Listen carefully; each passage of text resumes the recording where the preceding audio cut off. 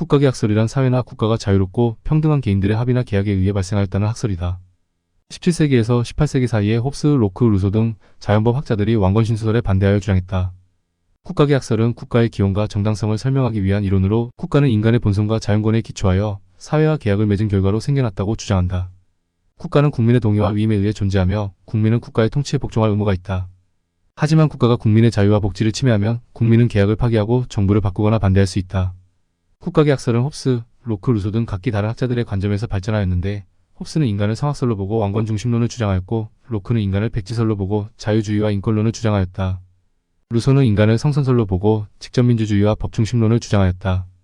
횡설수설 먹물들이 무슨 말을 하는지 모르겠다. 국가계약설이 무엇인지 혼란스럽다. 도대체 국가계약설이란 무엇인가? 간단하게 알려주겠다. 당신은 지구에서 태어났고 지구에는 한반도가 있다. 북쪽은 조선민주주의인민공화국이 있고 남쪽에는 대한민국이 있다.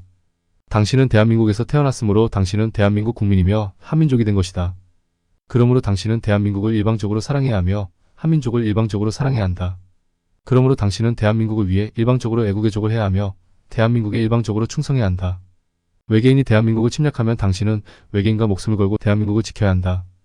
당신은 한반도에 태어났으므로 당신의 의지와 관계없이 당신은 대한민국과 종속적 계약을 맺은 것이다. 다시 한번 쉽게 설명하겠다. 어느 날 당신은 대한민국이라는 국가에 태어났는데 대한민국에 태어났다는 이유로 대한민국은 당신과 일방적으로 종속적 계약을 했다. 이를 국가계약설이라 한다. 나는 대한민국이라는 국가와 계약을 한 적이 없는데 국가는 당신과 일방적으로 계약을 체결했으며 당신은 국가계약설에 의해 국가에 종속된 노예가 된 것이다. 당신은 국가계약설에 의해 국가보안법을 적용받으며 조선민주주의인민공화국과 일본을 적대시해야 하며 미국을 주인으로 섬겨야 한다. 올림픽 월드컵 등 경기가 열리면 당신은 대한민국을 의무적으로 응원해야 한다. 나는 위대한 한민족이며 대한민국은 위대한 국가라는 환상에 빠져 매일 국뽕주사를 자발적으로 맞아야 한다. 국뽕은 국가와 마약의 합성어로 국뽕에 빠진 놈을 정신의학적으로 미친놈으로 분류되는데 치료하기 매우 어려운 정신병으로 분류된다. 국가계약설에 빠진 놈을 우익좀비, 자익좀비라고 한다. 국뽕에 빠진 놈들의 특징은 조종하기 쉬운 단순한 놈이다. 국가계약설을 부정하는 놈을 단무지라고 한다. 단순하게 살지 않고 무식하게 살지 않고 지적으로 사는 놈들이다. 반면 태극기 흔들고 일장기 흔들고 미국 국기 흔들고 이스라엘 국기 흔드는 놈들도 단무지라고 하며 단순하고 무식하고 지랄만 떠는 놈으로 대갈박은 액세서리로 달고 다니는 놈들이다. 이것은 팩트로 더하지도 않고 빼지도 않은 사실이다.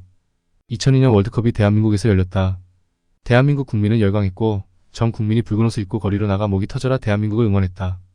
붉은 악마 응원단의 박자에 맞춰 대한민국 국민은 목이 쉬도록 외쳐댔다. 전 세계는 경악했다. 5천만 대한민국 국민이 미쳐서 열광하는 모습을 전 세계 언론이 중계했다. 그 어떤 파시즘보다 더 강력했으며 모든 국민이 파시스트가 되어서 날뛰는 모습을 전 세계가 생중계했다. 어떻게 이런 일이 발생할 수 있는가를 연구하려고 학자와 학생들까지 대한민국을 방문했다. 대한민국 국민은 세계 언론에 인터뷰에 응했다. 한국인으로 태어난 것이 자랑스럽고 나의 응원은 국가를 향한 애국심의 표출이다. 프로파간다를 선전선동 전술이라 한다.